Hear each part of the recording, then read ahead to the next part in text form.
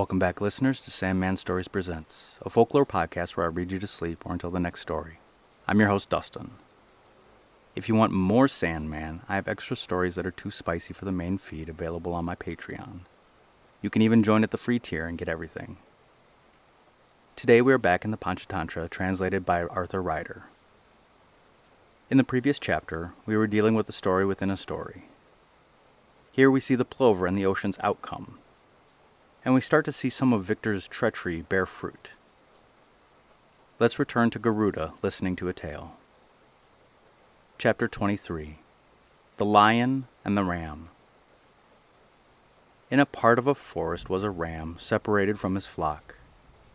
In the armor of his great fleece and horns, he roamed the wood, a tough customer. Now one day a lion in that forest, who had a retinue of all kinds of animals, encountered him. At this unprecedented sight, the wolves so bristled in every direction as to conceal the body. The lion's heart was troubled and invaded by fear. Surely he is more powerful than I am, he thought. That is why he wanders here so fearlessly. And the lion crept away. But on a later day, the lion saw that same ram eating grass on the forest floor and thought, "What? The fellow nibbles grass? His strength must be in relation to his diet." So he made a quick spring and killed the ram. And that is why I say, the poor are in peculiar need of being secret when they feed, and the rest of it. While they were thus conferring, Vishnu's messenger returned and said, "Garuda, Lord Vishnu sends orders that you are to return at once to the celestial city." On hearing this, Garuda proudly said to him, "Messenger, what will the master do with a servant as poor as I am?" "Garuda," said the messenger, "it may be that the Blessed One has spoken to you harshly, but why should you display pride towards the Blessed One?" And Garuda replied, "The ocean, the resting place of the Blessed One, has stolen the eggs of the plover, who is my servant. If I do not chastise him, then I am not the servant of the Blessed One. Make this report to the master." Now when Vishnu learned from the messenger's lips that Garuda was feigning anger, he thought, he is dreadfully angry. I will therefore go in person and address him, and bring him back with all honor. For the proverb says, "Shame no servant showing worth, loyalty, and noble birth. Pet him ever like a son, if you wish your business done." And again, "Masters fully satisfied, pay by gratifying pride. Servants for such honors pay, gladly throw their lives away." Having reached this conclusion, he hastened to Garuda, who, beholding his master a visitor in his own house, modestly gazed on the ground, bowed low, and said, "O Blessed One, the ocean, made insolent by his service as your resting place, has stolen, behold, has stolen the eggs of my servant, and thus brought shame upon me. From reverence for the Blessed One I have delayed. But if nothing is done, I myself will this day reduce him to dry land, for the proverb says, 'A loyal servant dies but shrinks from doing deeds of such a kind as bring contempt from common men, and lower him in his master's mind.'" To this the Blessed One replied, "O son of Vinata, your speech is justified, because for servants' crimes the master should be made to suffer, say the good, so long as he does not erase from service cruel folk and base. Come then, so that we may recover the eggs from the ocean, may satisfy the plover, and then proceed to the celestial city on the god's business." To this Garuda agreed, and the Blessed One reproached the ocean, then fitted the flaming arrow to his bow and said, "Villain, give the plover his eggs, else I will reduce you to dry land." On hearing this, the ocean, while he shook with fright, tremblingly took the eggs and restored them to the plover, as the Blessed One directed. And that is why I say, he loses fights who fights before, his foeman's power is reckoned, and the rest of it. Now when Lively understood the matter, he asked Victor, "Tell me, comrade, what is his fighting technique?" And Victor answered, Formerly, he would lie carelessly on a slab of stone with limbs relaxed.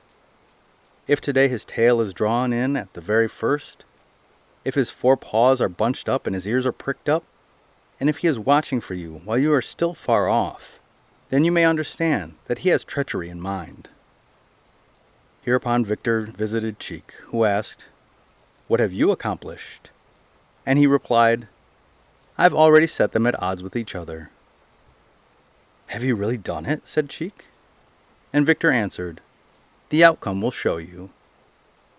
"Indeed," said Cheek, "it is not surprising, for the proverb says, 'A well-devised estranging scheme the firmest prudence shocks, as constant floods of water split the mountain's close-piled rocks.'" Then Victor continued, "Having wrought an estrangement, a man should not fail to seek his own advantage in it. As the verse puts it, 'The man who studies every book, and understands, yet does not look, to his advantage learns in vain. His books are merely mental strain.' But in the final analysis," said Cheek, "there's no such thing as personal advantage, for, since worms and filth and ashes cling, the body is a loathsome thing. Therefore what statecraft may there be in hurting it vicariously?" "Ah," replied Victor, "you have no comprehension of the devious ways of statesmanship, the basic support of the profession of counselor. On this point there is a verse, 'Let your speech like sugar be, steel your heart remorselessly, never draw a doubtful breath, pay for suffered wrongs with death.' And another thing, this lively, even when killed, will provide us with nourishment, for you know, the wise who wrong another, pursuing selfish good, should keep his plans a secret, as Smart did in the wood." "How was that?" asked Cheek, and Victor told the story of Smart the Jackal. Chapter 24. Smart the Jackal. In a part of the forest lived a lion named Thunderfang, in company with 3 counselors, a wolf, a jackal, and a camel, whose names were Meatface, Smart, and Spike-Ear. One day he fought with a furious elephant, whose sharp-pointed tusks so tore his body that he withdrew from the world. Then, suffering from a 7-day fast, his body lean with hunger, he said to his famished advisers, "Round up some creature in the forest so that, even in my present condition, I may provide needed nourishment for you." The moment he issued his orders, they roamed the wood, but found nothing. Thereupon Smart reflected, "If Spike-Ear were killed, then we should all be nourished for a few days. However, the master is kept from killing him by friendly feeling. In spite of that, my wit will put the master in frame of mind to kill him. For indeed, all understanding may be won, all things may be slain, and all be done, if mortals have sufficient wit. For me, I make good use of it." After these reflections, he said to Spike-Ear, "Friend Spike-Ear, the master lacks wholesome food and is starving. If the master goes, our death is also a certain thing. So I have a suggestion for your benefit and the master's. Please pay attention." Spike-Ear said, "My good fellow, make haste to inform me, so that I may unhesitatingly do as you say. Besides, one earns credit for 100 good deeds by serving his master." And Smart said, "My good fellow, give your own body at 100% interest, so that it may receive a double body, and the master may prolong his life." On hearing this proposal, Spike-Ear said, "If that is possible, my friend, my body shall be so devoted. Tell the master that this thing should be done. I stipulate only that the death god be requested to guarantee the bargain." Having made their decision, they all went to visit the lion, and Smart said, "O king, we did not find a thing today, and the blessed sun is already nearing its setting." On hearing this, the lion fell into deep despondency. Then Smart continued, "O king, our friend Spike-Ear makes this proposal. If you call upon the death god to guarantee the bargain, and if you render it back with 100% of interest, then I will give you my body." "My good fellow," answered the lion, "yours is a beautiful act. Let it be as you say." On the basis of this pact, Spike Ear was struck down by the lion's paw. His body was torn apart by the wolf and the jackal, and he died. Then Smart reflected, how can I get him all to myself to eat? With this thought in his mind, he noticed that the lion's body was smeared with blood, and he said, "Master, you must go to the river and bathe and worship the gods, while I stay here with Meatface to guard the food supply." On hearing this, the lion went to the river. When the lion was gone, Smart said to Meatface, "Friend, Meatface, you are starving. You might eat some of this camel before the old master returns. I will make your apologies to the master." So Meatface took the hint, but had only taken a taste when Smart cried, "Drop it, Meatface! The master is coming!" Presently the lion returned, saw that the camel was minus a heart, and wrathfully roared, "Look here, who has turned this camel into leavings? I wish to kill him too." Then Meatface peered into Smart's visage, as much as to say, "Come now, say something so they may calm down." But Smart laughed and said, Come, you ate the camel's heart all by yourself. Why do you look at me?" And Meatface, hearing this, fled for his life, making for another country. But when the lion had pursued him a short distance, he turned back, thinking, "He too was a weakling. I must not kill him." At this moment, as fate would have it, there came that way a great camel caravan, heavily laden, making tremendous jingling with the bells tied to the camels' necks. And when the lion heard the jingle of the bells, loud even in the distance, he said to the jackal, "My good fellow, find out what that horrible noise may be."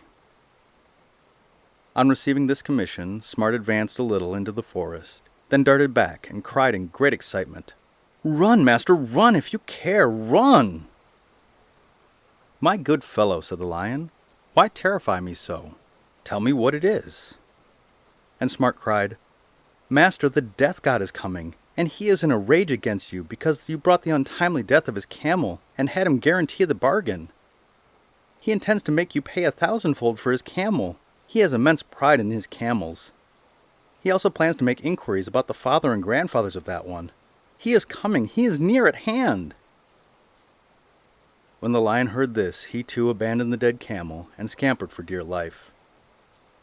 Whereupon Smart ate the camel bit by bit, so that the meat lasted a long time.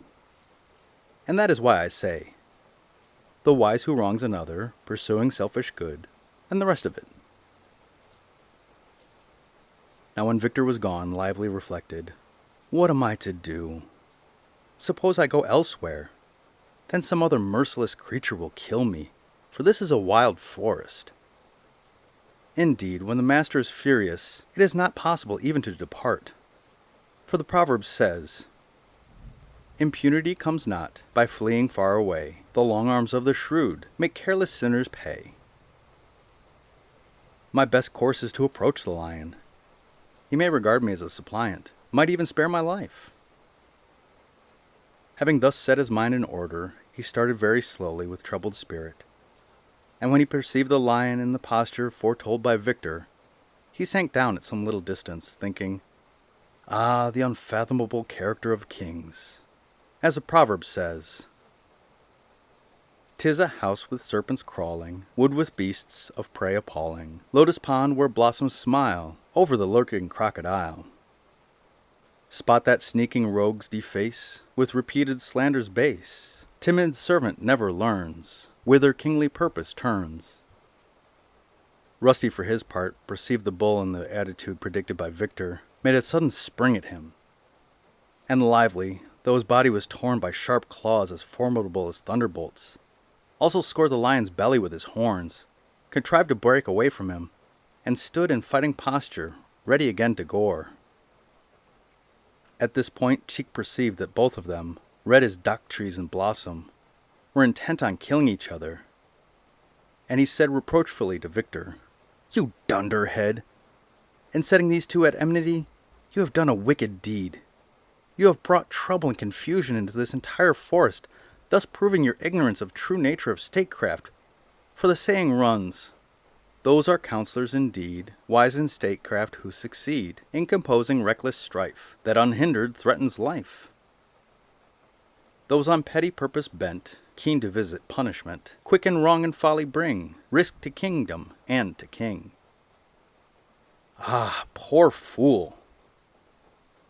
Men of true discernment first try conciliation. For the victories of peace suffer no frustration. Ah, poor simpleton, you seek the post of a counselor and are ignorant of the very name of conciliation. Your ambition is vain, since you love harsh measures. As the proverb puts it, Lord Brahma bids the statesman try conciliation first. Postpone or shun, it can be done. Harsh deeds, of all deeds worst. 'Tis neither sun, nor flashing gem, nor fiery spark. 'Tis peace from better foemen's hearts that routs the dark. And again, thy peaceful means not harsh to make your quarrel flit. Take sugar, not cucumber, for a bilious fit. And once again, the doors that wit unlocks are three: peace, shrewd intrigue, and bribery. The fourth device that brings success in struggle is plain manliness. 'Tis womanish, no doubt, to show small strength, abundant sense, but power is merely bestial, if without intelligence. Snake, lion, elephant, and fire, with water, wind, and sun, have power. From undirected power is little profit won. Now if it was overweening pride in being the son of a counselor that has led you to outrage decency, the result will merely be your own ruin, as the proverb says. What is learning, who's attaining, sees no passion wane, no reigning. Love and self-control does not make the mind a menial, finds in virtue no congenial. Path and final goal, who's attaining, but is ever straining, for a name and never gaining, fame or peace of soul. Now in the treatise on the subject statesmanship is subsumed under 5 heads, to wit, proper inception, resources, human and material, determination of place and time, countermeasures for mischance, and successful accomplishment. At the present moment, the master finds himself in serious peril. So, if you have any such capacity, devise countermeasures for his mischance. For the wisdom of a counselor finds its test in the patching of friendship. Ah, you fool, that cannot do, because you have a perverted mind. As the saying goes, no scamp can further others' work, but can deprave it. The mole uproots the mulberry, but cannot save it. After all, the fault is not yours, but rather the master's, who trust your words, dull-witted as you are. And the proverb says, educating sluggish wit kills no pride, but fosters it. In the sunlight others find aid to vision, owls go blind. Education thrusts aside man's fatuity and pride, if it foster them who can cure the educated man. Remedies are useless when heaven's nectar poisons men. And Cheek, beholding his master in pitiful plight, sank into a deep dejection. Dreadful, he cried, dreadful is the penalty the master pays for taking evil counsel. Indeed, there is wisdom in the verse. Monarchs who adopt a plan from the mean and vicious man, who refuse to tread the way that the prudent counselor they enter misadventure's cage, where the adversaries rage. Thence deliverance gate crowns an issue rugged straight. Fool, fool, all the world seeks the service of a master whose retinue is righteous. How then can such an evil counselor as you, who, like a beast, understand nothing but destruction, how can such a one enrich the master with righteous companions? For the proverb says, monarchs ill-advised repel, even though they purpose well. Sweet and placid waters smile, but beware the crocodile. Yet you, I suppose, seeking your own advantage, desire to have the king quite solitary. Ah, fool, are you ignorant of the verse? Kings shine as social beings, not as solitaries. Whoever wish them lonely are their adversaries. And again, draw benefit from comments harsh, no poison this. In flattery sees treason, not true nectar's bliss. And if you are grieved at seeing others happy and prosperous, that too is wicked. It is wrong to proceed thus when friends have fulfilled their nature, for Those who seek through treason friends, seek through humbug righteous ends. Property by wronging neighbors, learning's wealth by easy labors. Woman's love by cruel pride, these are fools, self-stultified. Likewise, the happiness of subjects make the monarch gay and brave. Nay, what would be the dancing sea, with no gem-flashing wave? Furthermore, for one who has enjoyed the master's favor, modesty is peculiarly proper. As the verse puts it, according to his favored state, a servant's modest, humbled gait is notably appropriate. Your character, however, is marked by levity, and the proverb says, the great are firm, though battered as before. Great ocean is not fouled by caving shore. For pretty cause the fickle damage change and pass. The gentlest breezes ruffle pliant grass. When all is said, it is the master's fault. For in pursuit of virtue, money, and love, he recklessly takes counsel with one like you. One who lives by the mere pretense of administrative competence, in total ignorance of the 6 expedients, and the 4 devices for attaining success. Yes, there is wisdom in this. If kings are satisfied with servants at their side, who ply a wheedling tongue, whose bows are never strung, then kingly glory goes, embracing manlier foes. Indeed, there is much sense in the story, which is summed up in the familiar verse. The counselor whose name was strong attained his dearest heart's desire. He won the favor of the king. He burned the naked monk with fire. How's that, asked Victor. And Cheek told the story of the monk who left his body behind. To be continued.